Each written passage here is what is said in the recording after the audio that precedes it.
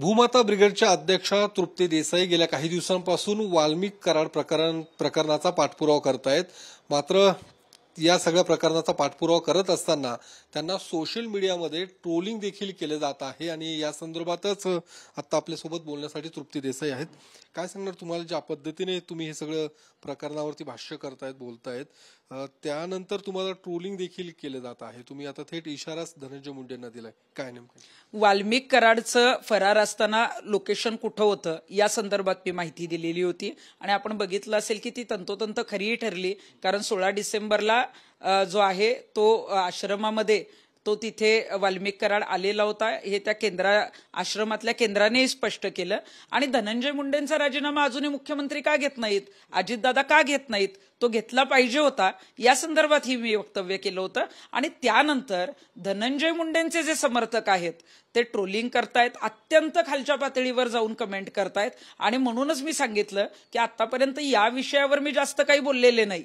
त्यामुळे धनंजय मुंडेंनी कार्यकर्त्यांना ताकीद द्यावी, अन्यथा परळीमध्ये इतरही अनेक असे विषय आहेत, अनेक असे घोटाळे आहेत, ते जर बाहेर काढले तर त्याच्यासाठी आम्हाला परळीत येऊन बसावं लागेल आणि परळीत जर येऊन आम्ही बसलो तर मग लोकशाही मार्गाने हे सगळं बाहेर काढावं लागेल आणि धडा शिकवावा लागेल।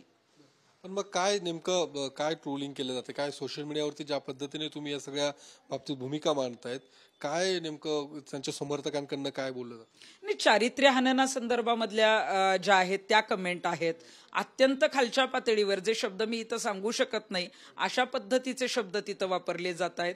बरेच जी आहे ती अश्लाघ्य भाषा वापरली जाते आणि म्हणूनच जे आहे ते धनंजय मुंडेंना मी सांगितलंय की आपण कार्यकर्त्यांकडे लक्ष द्या। मी असेल किंवा कुठलीही महिला असेल, जेव्हा या प्रकरणात बोलतेय, काहीतरी प्रकरणामध्ये माहिती असेल, काही पुरावे आले असतील तर समोरची व्यक्ती बोलत असते, त्याच्यावर तुम्ही उत्तरं द्या ना, उत्तराला उत्तर द्या, विचारांची लढाई लढा, परंतु खालच्या पातळीवर जायचं, महिला म्हणून कोणी बोललं तर त्याचं चारित्र्य हनन करायचं, त्यांना घाणेरड्या भाषेत बोलायचं, एकदम जे आहे त्या अश्लील शिव्या वापरायच्या, अशा पद्धतीचं जर चालत असेल तर ते पूर्णपणे चुकीचंच आहे। आणि म्हणून मी म्हटलं की परळीत इतके काही घोटाळे आहेत ना, तिथं जर आम्ही गेलो तर इतक्या गोष्टी बाहेर निघू शकतात। आज आपण बघितलं की पीक विम्याचा प्रश्न बाहेर निघालेला आहे, तसा जो आहे तो तिथं प्रकल्पग्रस्तांना जे आहेत ते बरेच बोगस दाखले देण्यात आलेले आहेत, ते घोटाळे बाहेर निघू शकतात।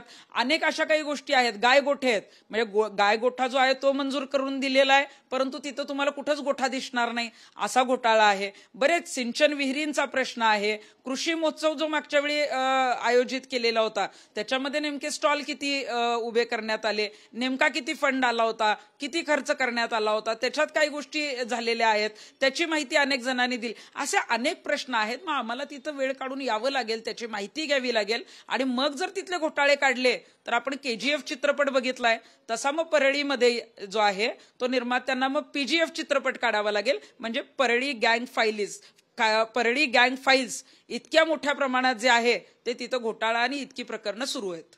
धन्यवाद। कॅमेरामन तुषार ननावरेसह मी योगेश बोरसे, TV9 मराठी, पुणे।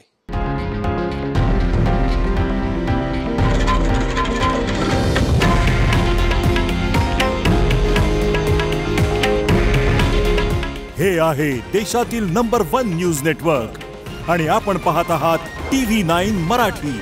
काळजी तुमची, हित महाराष्ट्राचं।